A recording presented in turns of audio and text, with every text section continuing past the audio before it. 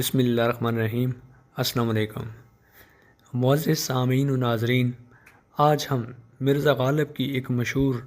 غزل کے چند منتخب اشعار شرح کے ساتھ لے کر آپ کی خدمت میں حاضر ہیں۔ مرزا اسد اللہ خان غالب چونکہ ایک مشکل پسند شاعر ہیں، اس لیے کلام کو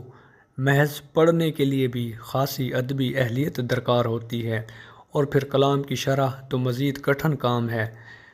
بہرحال دیکھتے ہیں کہ ہم شرح کے حوالے سے اپنی اس کاوش میں کس حد تک کامیاب ہوتے ہیں۔ غالب لکھتے ہیں: گر خامشی سے فائدہ اخفائے حال ہے، گر خامشی سے فائدہ اخفائے حال ہے، خوش ہوں کہ میری بات سمجھنی محال ہے۔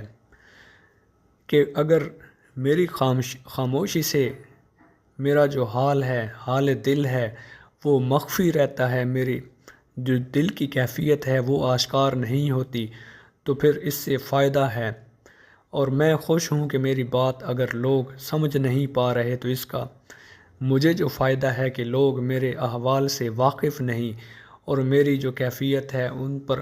چونکہ واضح نہیں ہو رہی، اگر وہ میرے دل کی کیفیت سے آگاہ ہو جائیں تو ممکن ہے کہ وہ میرا مذاق اڑائیں۔ دوسرے شعر میں کہا: وحشت پہ میری عرصہ آفاق تنگ تھا، دریا زمین کو عرق انفعال ہے۔ یہ ایک مشکل شعر ہے۔ پہلے مصرعے میں یہ کہنا چاہتے ہیں گویا وحشت پہ میری عرصہ آفاق تنگ تھا، کہ میری جو دیوانگی ہے، میرا جنون ہے، اس پر جو آفاق کی وسعت ہے وہ تنگ تھی۔ آفاق کا دامن اتنا محدود تھا کہ وہ جو میری دیوانگی ہے اس کو اپنے اندر سمیٹ نہیں سکتا تھا، اور نتیجتاً جو زمین تھی وہ شرمندگی کی وجہ سے اس نے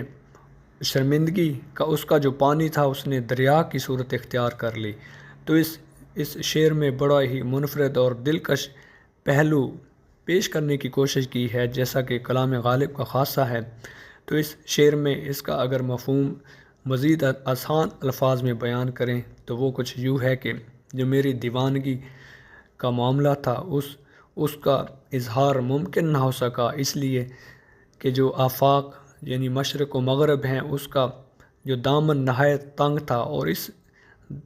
تنگ دامنی کی وجہ سے زمین اس قدر شرمسار ہوئی کہ جو دریا تھے وہ اس نے اس کی پسینے کی صورت اختیار کی،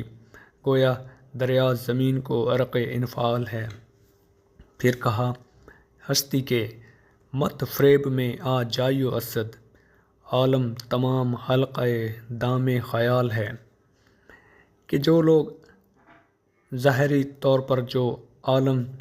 کا نظام ہے، دنیا کی جو شان و شوکت ہے،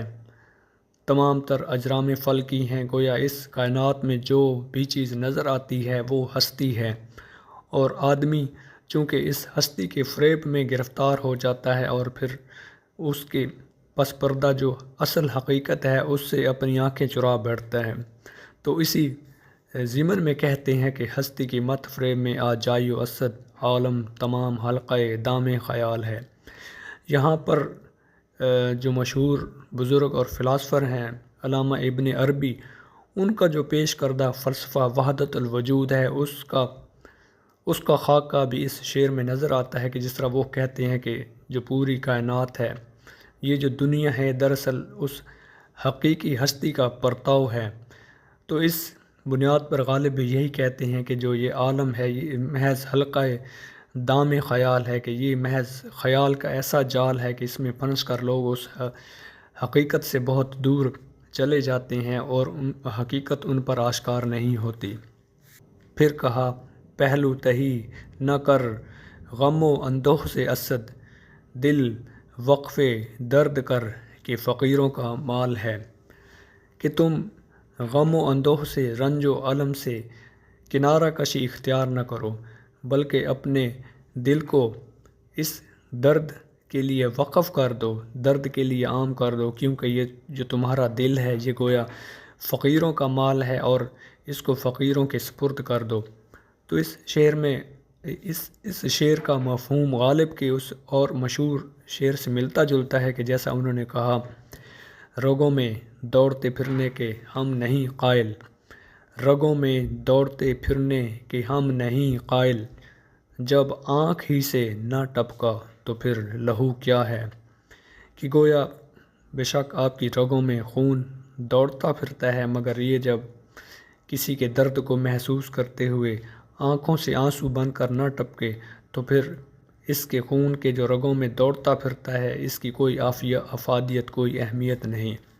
تو اسی ضمن میں وہ شعر کی حقیقت واضح ہوتی ہے کہ وہ جس طرح کہتے ہیں، پہلو تہی نہ کر غم و اندوہ سے اسد،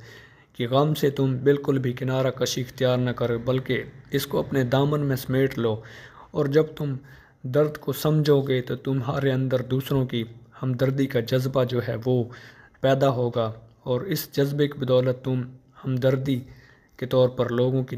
زیادہ سے زیادہ خدمت کر سکو گے، لوگوں کی مشکلوں کو آسان کرنے کی کوشش کر سکو گے۔ امید ہے کہ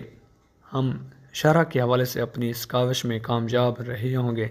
بہرحال پھر بھی آپ کی رہنمائی درکار ہوگی۔ شکریہ۔